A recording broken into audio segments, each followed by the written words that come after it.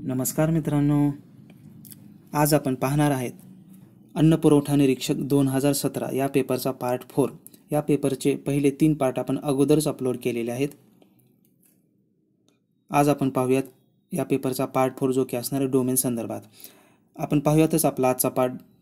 तत्पूर्वी ज्या विद्यार्थी मित्रांनी अजूनही आपल्या चॅनलला सबस्क्राइब केलेलं नसेल त्यांनी सबस्क्राइब करून घ्यावे विनिंग एज स्टडीजला। तसेच विसरू नका शेजारील बेल आयकॉनला प्रेस करायला स्टडी व्हिडिओ सर्वप्रथम मिळवण्यासाठी। चला तर मग पाहू आपण आपला आजचा पार्ट 4 जो की असणार आहे डोमेन संदर्भात। मित्रांनो, आपल्याला बऱ्याच विद्यार्थी मित्रांनी कमेंटमध्ये असं विचारलेलं होतं की अन्न पुरवठा निरीक्षक या पेपरला किंवा या परीक्षेला डोमेन संदर्भात काही क्वेश्चन येतात का। तर सिलेबसमध्ये तरी तसं स्पष्टपणे काही दिलेलं नाही, पण लास्ट इयरचा क्वेश्चन पेपर पाहिला असता त्याच्यामध्ये डोमेन संदर्भात बरेचसे क्वेश्चन विचारण्यात आलेले आहेत आणि त्या संदर्भातच आपला आजचा व्हिडिओ आहे। त्यामुळे तुम्ही याचा अभ्यास केलेला तुम्हाला नक्कीच फायदा होईल। आपण पाहूयात आपला आजचा पहिला क्वेश्चन। तांदूळ आणि गहू या अन्नधान्यांचे दारिद्र्य रेषेखालच्या BPL व दारिद्र्य रेषेवरच्या APL वाट्याचे विभाजन कोणावर सोडण्यात आले आहे। परत एकदा ऐका, तांदूळ आणि गहू या अन्नधान्यांचे BPL व APL वाट्याचे विभाजन कोणावर सोडण्यात आले आहे। आन्सर आहे ऑप्शन नंबर 1 राज्य सरकार। वर्ष 2015 दरम्यान भारतामध्ये जीवनावश्यक वस्तू कायद्याअंतर्गत नोंदण्यात आलेल्या प्रकरणांची संख्या निवडा। तर 2015 दरम्यान भारतामध्ये जीवनावश्यक वस्तू कायद्याअंतर्गत नोंदण्यात आलेल्या प्रकरणांची संख्या आहे 4501, ऑप्शन नंबर 3। लक्षित सार्वजनिक वितरण व्यवस्थेचा प्रारंभ झाल्यानंतर त्यापुढे जवळपास डॅश डॅश गरीब कुटुंबांना फायदा पोहोचवण्याचे लक्ष्य होते, ज्यांच्याकरिता सुमारे 72 लाख टन अन्नधान्यांचे नियोजन दरवर्षी करण्यात आले होते। तर लक्षित सार्वजनिक वितरण व्यवस्थेचा प्रारंभ झाल्यानंतर त्यापुढे जवळपास 6 कोटी गरीब कुटुंबांना फायदा पोहोचवण्याचे लक्ष्य होते, ज्यांच्याकरिता सुमारे 72 लाख टन अन्नधान्यांचे नियोजन दरवर्षी करण्यात आले होते। ऑप्शन नंबर 3 6 कोटी। अन्नधान्यांचे गुणवत्ता नियंत्रण आणि वैज्ञानिक संवर्धनाकरिता भारतीय अन्न महामंडळाद्वारे खालीलपैकी कोणत्या उपाययोजनांचा अवलंब केला जातो। तर आपले ऑप्शन दिलेले आहे तिथे, एक अन्नधान्य गोदामामध्ये आल्याबरोबर त्यांच्या संवर्धनाची सुरुवात होते। ऑप्शन नंबर 2 आर्द्रता किंवा जमिनीचा संपर्क टाळण्याकरिता अन्नधान्यांच्या बॅग लाकडी फळीवर किंवा पॉली पॅलेट्सवर ठेवल्या जातात। गोदामामध्ये प्रादुर्भाव टाळण्याकरिता प्रत्येक दिवशी 2दा रासायनिक धुरी केली जाते। तर आपला आन्सर असणार आहे फक्त 1 आणि 2 बरोबर, तिसरं हे चुकीचं आहे।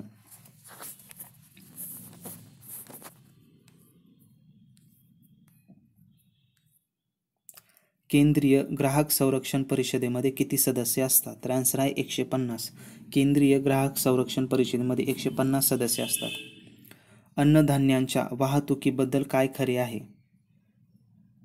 तर योग्य आन्सर असणार आहे अन्नधान्यांच्या वाहतुकीकरिता फक्त झाकलेल्या रेल्वे बोगींचाच वापर केला जावा, हेच बरोबर आहे। अन्नधान्यांना सुरक्षित ठेवण्याकरिता रेल्वे बोगीचे तापमान उबदार असावे असं काही नाही। जमिनीची आर्द्रता, पाऊस, उपद्रव, कीटक, प्राणी, बुरशी, उंदीर इत्यादीपासून कमीत कमी सुरक्षा प्रदान केलेली असावी असं पण नाही।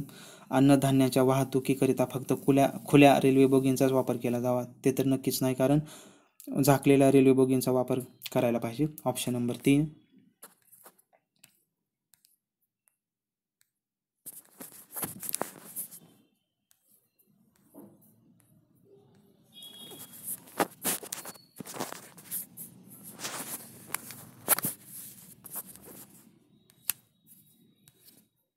आपण पाहूयात पुढचा क्वेश्चन।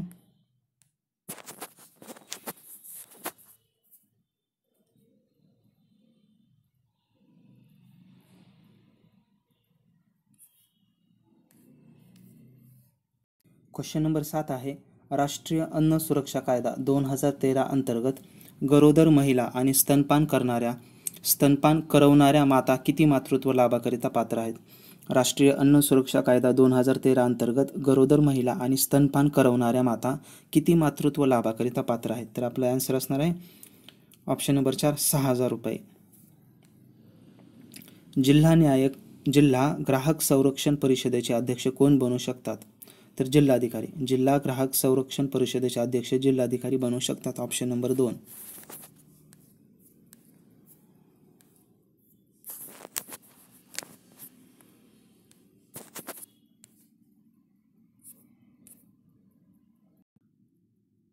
केंद्रीय अर्थसंकल्प 2005-6 नुसार अंत्योदय अन्न योजना AAY चा विस्तार करून आणखी 50 लाख दारिद्र्य रेषेखाली BPL असलेल्या कुटुंबांचा समावेश करण्यात आला होता व या प्रकारे डॅश डॅश करोड कुटुंबांचा त्यामध्ये समावेश झाला होता.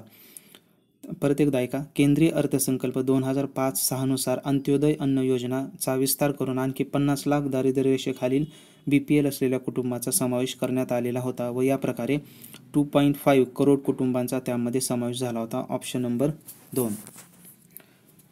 विविध पर्यावरण स्थितींमध्ये कीटक, उपद्रवी प्राणी, पक्षी आणि सूक्ष्मजीवांमुळे अन्नधान्यांच्या होणाऱ्या हानीचे कारण शोधण्याकरिता खालीलपैकी कोण जबाबदार आहे? तर याचा आन्सर आहे Indian grain storage management and research institute IGMRI. जर अत्यावश्यक वस्तू कायद्याच्या इसेन्शियल कमोडिटीज ॲक्ट ECA नियमांचे उल्लंघन करताना आढळले तर किरकोळ विक्रेत्याचा संपूर्ण साठा जप्त केला जाऊ शकतो किंवा त्याला किंवा तिला डॅश डॅशपर्यंत दंड भरावा लागू शकतो. तर याचा आन्सर आहे 5,000 रुपयेपर्यंत दंड भरावा लागू शकतो. 12वा क्वेश्चन आहे राष्ट्रीय अन्न सुरक्षा कायदा 2013 अंतर्गत अनुदानित दरांमध्ये अन्नधान्य मिळवण्याकरिता अंदाजे डॅश डॅश ग्रामीण लोकसंख्येचा आणि 50% शहरी लोकसंख्येचा समावेश करण्यात आलेला आहे. तर याचा आन्सर आहे 75% ग्रामीण लोकसंख्येचा आणि 50% शहरी लोकसंख्येचा समावेश करण्यात आला आहे. Option number 1. राज्य सरकारे अत्यावश्यक वस्तूंच्या पुरवठ्यासाठी ब्लॅक मार्केटिंगचे प्रतिबंध 1980 the prevention of black marketing of supplies of essential commodities act 1918 ची अंमलबजावणी खालीलपैकी कशाची रोकथाम करण्यासाठी करत आहेत? राज्य सरकारे अत्यावश्यक वस्तूंच्या पुरवठ्यासाठी ब्लॅक मार्केटिंगचे प्रतिबंध ॲक्टची अंमलबजावणी खालीलपैकी कशाची रोकथाम करण्यासाठी करत आहे? तर आन्सर आहे अनैतिक व्यापार पद्धती, unethical trade practices. Option number 2 अनैतिक व्यापार पद्धती. खालीलपैकी कशाला नॉन इश्युबल ग्रेन्स समजले जाते? नॉन इश्युबल ग्रेन्स कशाला समजले जाते? तर ऑप्शन नंबर 4 अन्नधान्य जे FSSA अनुरूप नाही आणि ज्यांचा नंतर सामान्य वापर केला जाऊ शकत नाही. अन्नधान्य जे FSSA अनुरूप नाही आणि ज्यांचा नंतर सामान्य वापर केला जाऊ शकत नाही त्यांना नॉन इश्युबल ग्रेन्स समजले जाते. खालीलपैकी कोणते राज्य राष्ट्रीय अन्न सुरक्षा कायद्याचे प्रत्यक्ष लाभ हस्तांतरण डायरेक्ट बेनिफिट्स ट्रान्सफर स्वरूपात अंमलबजावणी करीत आहे, म्हणजेच ते अन्न अनुदानाचे लाभार्थ्यांना थेट रोख हस्तांतरण करीत आहे? तर आन्सर असणार आहे पुडुच्चेरी. DBTचा पूर्ण वापर पुडुच्चेरी करत आहे. राष्ट्रीय अन्न सुरक्षा कायदा 2013च्या पोषण मानकान्वये किती वर्षांपर्यंतची मुले पोषक आहाराकरिता पात्र आहेत? तर 14 वर्षांपर्यंतची मुले पोषक आहाराकरिता पात्र आहेत. Option number 1. राष्ट्रीय अन्न सुरक्षा कायदा national food security act NFSA 2013 अंतर्गत पात्र व्यक्तींना अनुदानित दरांमध्ये प्रति व्यक्ती प्रतिमाह डॅश डॅश अन्नधान्य मिळवण्याची तरतूद आहे. तर 5 किलो अन्नधान्य मिळवण्याची तरतूद आहे. हा कायदा महत्त्वाचा आहे, याच्यावर बरेच वेळा क्वेश्चनिंग होऊ शकतं. अन्नधान्याचा साठा FCIच्या गोदामांमधला अन्नधान्याचा साठा ज्यावर पावसाळ्यापूर्वी धुरीकरणाची किंवा फ्युमिगेशन केली जाते त्याकरिता लगेच डॅश डॅश सोबत प्रॉफिलेक्टिक प्रक्रिया केली जाते जेणेकरून कसल्याही प्रकारचा परस्पर प्रादुर्भाव टाळता येईल. तर येथे आहे डेल्टामेथ्रिन. लगेच डेल्टामेथ्रिन सोबत प्रॉफिलेक्टिक प्रक्रिया केली जाते जेणेकरून कसल्याही प्रकारचा परस्पर प्रादुर्भाव टाळता येईल. Option number 1 deltamethrin. ग्राहक संरक्षण कायद्याअंतर्गत प्रत्येक जिल्ह्यामध्ये किमान डॅश डॅश ग्राहक तक्रार निवारण मंच आहेत ज्यांना ग्राहक न्यायालय सुद्धा म्हटले जाते. तर आन्सर आहे 1.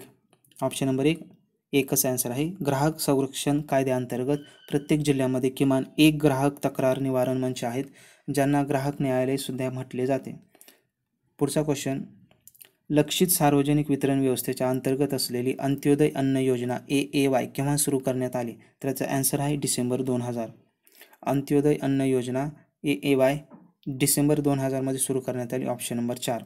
तर मित्रांनो, हा होता आपला आजचा व्हिडिओ जो की होता अन्न पुरवठा निरीक्षक 2014 या पेपरचा पार्ट 4. मित्रांनो, तुम्हाला हा व्हिडिओ कसा वाटला ते आम्हाला जरूर कळवा. याचे राहिलेले पार्ट आपण लवकरच अपलोड करूयात. आपण पुन्हा भेटूयात एका नवीन व्हिडिओसह. Thanks for watching this video. जय हिंद, जय महाराष्ट्र.